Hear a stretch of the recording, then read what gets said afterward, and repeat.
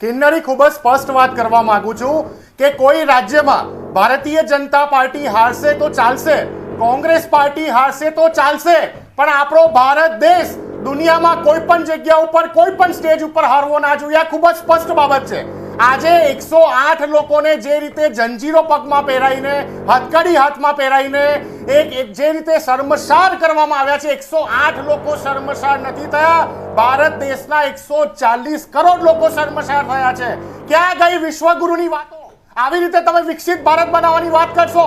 કેમ આ ભારતીયોને કરોડો રૂપિયા ખર્ચીને ઇલીગલ વેથી અમેરિકામાં જવું પડ્યું? કારણ કે 10 વર્ષથી તમારી સરકાર રોજગારી આપવામાં નિષ્ફળ, 10 વર્ષથી તમારી સરકાર વ્યાપાર આપવામાં નિષ્ફળ, 10 વર્ષથી તમારી સરકાર સુવિધાઓ આપવામાં નિષ્ફળ. લોકોને મજબૂર થઈને ઇલીગલ વેથી ત્યાં જવું પડે છે. અરે આપણા દેશની સરખામણી આજે અમેરિકાએ મેક્સિકો ને કોલંબિયા સાથે કરી નાખી. કેમ આપણું પ્લેન ના ગયું લેવા માટે ભાઈ?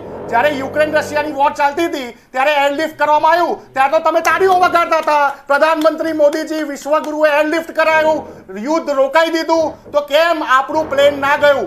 વિદેશનું આર્મીનું જહાજ, એની કેવી રીતે હિંમત હોઈ શકે કે ભારત દેશની પાવન ધરતી ઉપર પગ મૂકી શકે?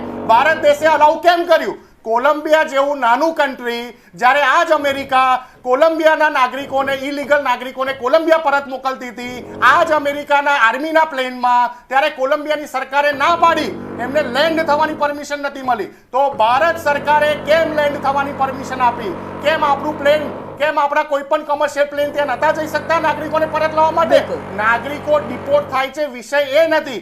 નાગરિકોને કઈ સ્ટાઇલથી ડિપોર્ટ કરવામાં આવ્યા છે, વિષય એ છે. આ નાગરિકોને આતંકવાદી માનીને ડિપોર્ટ કરવામાં આવ્યા છે. આ નાગરિકોને ગુનેગાર સમજીને ડિપોર્ટ કરવામાં આવ્યા છે. એક વાત તમે જો કિન્નરી, એક તરફ ડોલરનો ભાવ 87 ને પાર થઈ જતો હોય, દુનિયાના ટોપ 10 શક્તિશાળી દેશોમાંથી ભારત દેશનું નામ જતું રહેતું હોય, વિચારવા જેવી બાબત છે. આ રીતે આપણા નાગરિકોને બદનામ કરીને, શર્મસાર કરીને ડિપોર્ટ કરવામાં આવતા હોય, આખા ભારત દેશની ઇમેજ ખરડવામાં આવતી હોય. કઈ તરફ જઈ રહ્યું છે આપણી વિદેશ નીતિ?